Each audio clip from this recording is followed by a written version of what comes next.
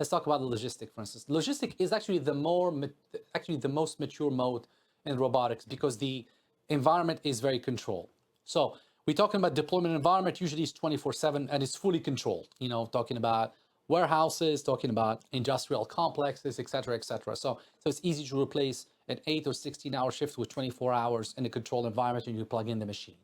So the structural bottleneck, Amazon actually proved the mode is really orchestration. It's not really the hardware, because as opposed to the humanoid who can do backflips and whatnot, and we can talk about those in a bit, and we don't need these in a controlled environment. So once you design a proper environment in logistics, then the value is not in the machine anymore.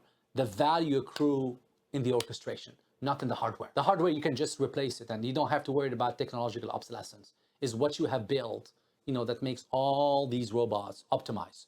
So the incentive risk is balancing, throughput versus accuracy versus safety. You know what I mean? So you want to have throughput and you want it to be accurate and you want to be safe. Now, moving to the next sectors with the agriculture, it's actually it's moving to, that's a tier 2. So that's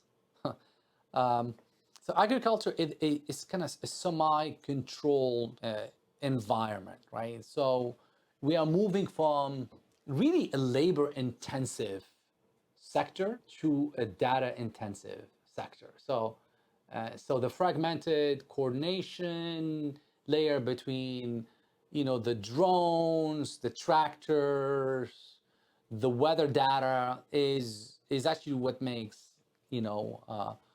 owning the data more valuable than the trucks or the land.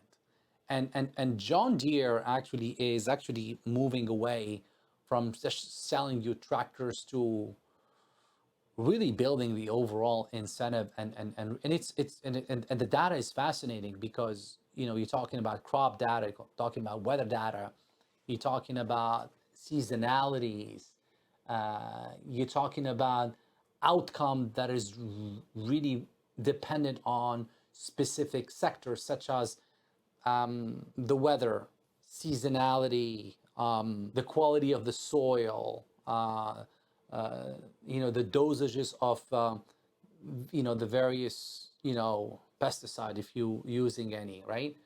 So agriculture is one of those that literally we're going to see less and less human, and it's really transitioning the risk to predictive decision making as opposed to, do I have access to cheap labor? Do I need to import? Do I need to open my borders, to Mexicans to come in and really harvest the crops in Arizona or Texas or Oklahoma, etc. So the machine is really replacing that, but the machine alone, needs to be. It's about what are you feeding into the machine. Now, the third element is healthcare, which is very near and dear to my heart, and that's actually a high stake break. It's so far we're using robotics and healthcare in a very controlled way. And the reason behind it, because the liability is tremendous, right? Think about, an era that took place because a human could have prevented it had the humans been doing the task versus a machine, right? So that's why it's very slow to deploy, right? So that's why we're seeing a real break right there. And there's actually misalignment is really lethal here and really must be optimized for accuracy first and really speed second. The incentive has to be first, do no harm, literally, right? And second, try to see if you can develop the task in the most efficient way.